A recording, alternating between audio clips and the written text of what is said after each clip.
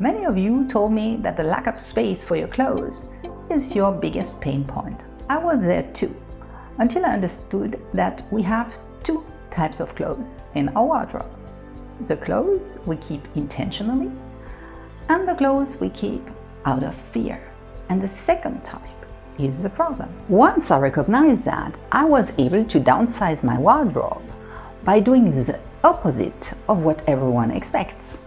I decluttered my wardrobe by adding 20%, and you can do this too. So let's dive into it.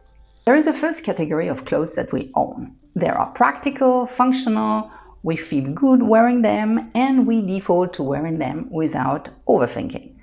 You can probably immediately think of some of those pieces, your favorites, your go-to clothes. Then I realized there is another category of clothes. The clothes that we don't really wear but still keep because we somehow worry. We worry that we might gain or lose weight, so we keep smaller and bigger sizes. We worry that there will be a special occasion that requires that one special outfit. We worry that if we let go of this ugly t-shirt that was gifted to us, the person who gave it to us might get disappointed, etc., etc., etc. Our brain comes up with millions of possible scenarios we should worry about, and in the worst case, we keep clothes for all of these scenarios. Our brain is wired to protect us by identifying potential risks, so we try to be cautious and prepared for any eventuality.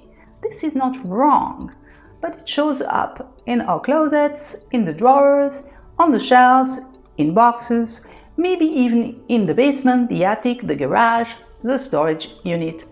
The urge to keep those clothes is so powerful because the driver behind our worries is one of the most powerful emotions, fear.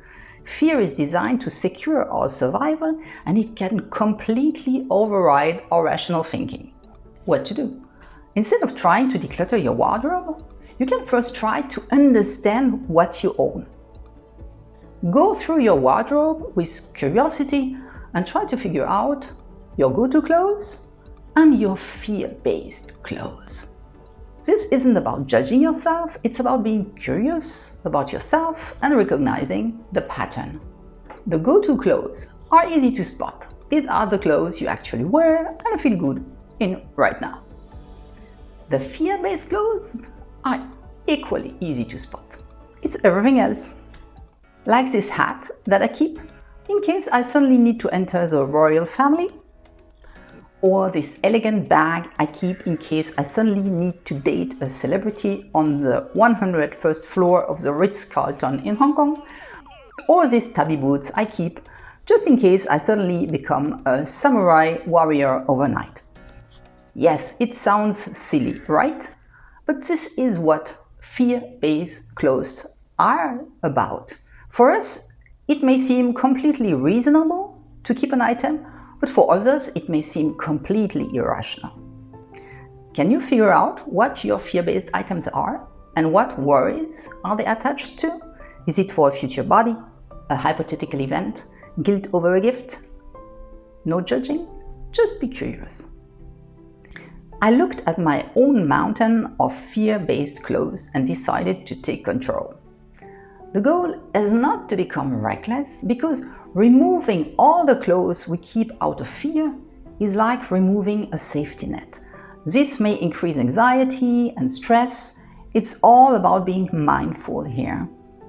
Therefore, it's more about becoming a little bit less cautious and a little bit more fearless, step by step.